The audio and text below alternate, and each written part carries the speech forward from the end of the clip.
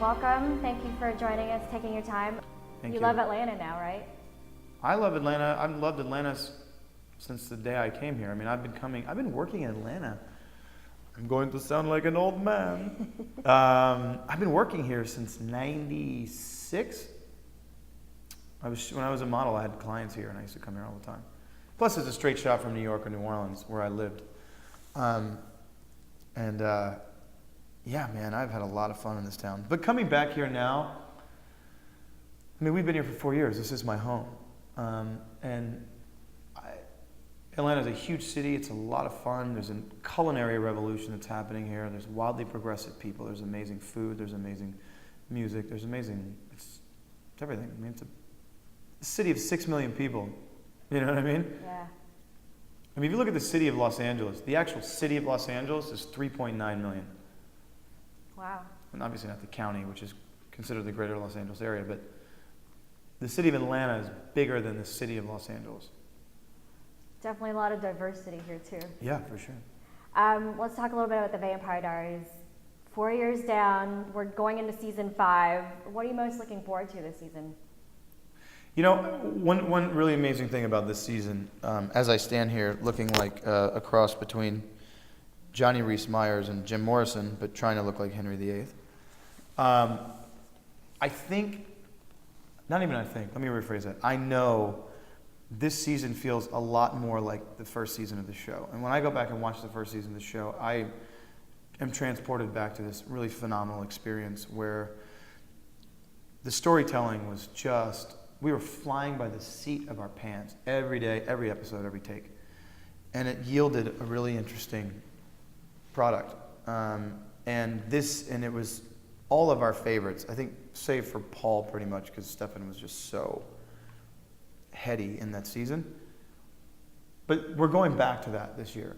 And our writing team is just on it, and our production team and our both director of photography that we have, both of those guys are so dialed in. It's dark again, telling story with not just words, but with light and music. And I think this is really going to be one of the best seasons of the show, and great possibilities. You know, it's not just Stefan or just Damon. It's Stefan and Silas and Catherine and this and that, and there's a lot of dynamic, and I'm excited about it. Wow. I mean, I may sound subdued just because I've been up since 5 o'clock this morning, but I am excited about it. What's your favorite part been about playing Damon Salvatore? Did you almost just say what's your favorite bar? I think that was a Freudian slip. What's your favorite bar? I'm not going to tell you that. What's my favorite part? Yeah. I'll tell you once we cut. Okay. My favorite part of what? Playing Damon Salvatore as a character. Everybody else has gotten to play doppelgangers, and Paul's getting to play Silas this season. What's your favorite part about playing Damon? He's probably one of the more complex characters of the show. Damon is a blast. Even when Damon is pining and being a whiny little baby, he's still a blast. I wouldn't change it for the world, and I wouldn't change very much about Damon. I'm very fortunate to be able to play this guy, and he's a wildly complex guy. He thinks a lot, that Damon, but he also, getting over Catherine and going to all these places. You know, Damon has experienced an immense amount of pain in his life, and we all use humor as a Band-Aid and a medicine for pain, and Damon is no exception to that rule. He uses it not so sparingly. I mean, he uses it a lot. And so it makes him just really fun, and it makes him, you know, Damon's the guy that, again, you know, and I've said this before, but it really sums him up. Damon is the guy who has the same look on his face, whether he's saving a kitten out of a tree or ripping your throat out. He's that guy. You know, he can see them as one and the same. It's the same thing. Hey, it's Sunday morning. Let me get this kitten out of the tree. Hey, let me rip your face off. It's just Damon. And he loves with reckless abandon, fierce loyalty. He's a wildly loyal brother. He's a loyal boyfriend. He's just loyal. And I think there's something to be said for that. He'll screw you over in a heartbeat if he needs to, but it will be for someone he loves. Not because, oh, I want that car or that house or that he'll do it out of love. Everything he does is out of love. So I think that it's cool. I like that about him. I love that about him when I don't like it. I love it. What parts of Damon do you see most in yourself, or are you just completely unlike him? No, I'm a lot like Damon. Or I should rephrase it. Damon's a lot like me. No, it goes both ways. I mean, look, art imitates life in ways that it's just crazy. And the writers are very dialed into who we are and how we operate and what they want out of us as far as character-wise. But I know a lot about what it's like to be alone. I know what it's like to fight with my brother. I know what it's like to be in love. I know what it's like to be in pain. I know what it's like to have fun. I know what it's like to have to find the bright side of things. A lot like Damon.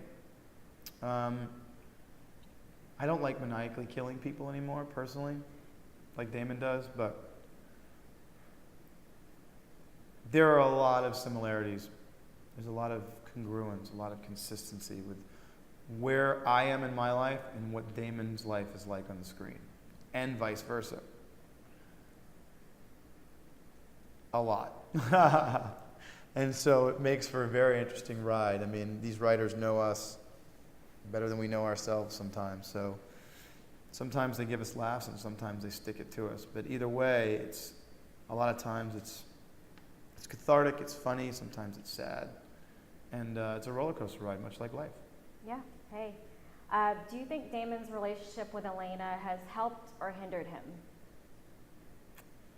I think she's taught him to grow as a living, breathing, loving being. I think his love for her has definitely got him into a lot of bad choices or bad decisions.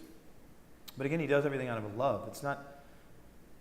It could be deemed as selfish, but he wants the best for her, and he's a lot older than her, so he thinks he knows everything. But what he needs to do is just let her grow and make her own decisions, make her own mistakes, make her own triumphs. We've asked everybody what they think draws the fans most to the Vampire Diaries, and everybody has said Ian. What do you think draws the fans most to the Vampire Diaries? That's extremely sweet. I think these people have been drinking a lot. I know it's early. I think this show has so much heart. We're really looking forward to season 5. I know I am personally as a fan. Yeah, no, we're excited. Wait. We're excited, and I want to build our viewership. Paul Wesley just told me that I think Arrow is ahead of us in ratings. That's not gonna happen anymore. Do you wear your daylight ring everywhere you go? When I take it from set, they freak out. Oh. Sometimes I accidentally take it. They didn't give it to you? No, they didn't. When I leave the show, I will get one. You will take that one. Well, thank you so much. Thank you so much. This fall, the blood will flow. You might try to dial down your glee.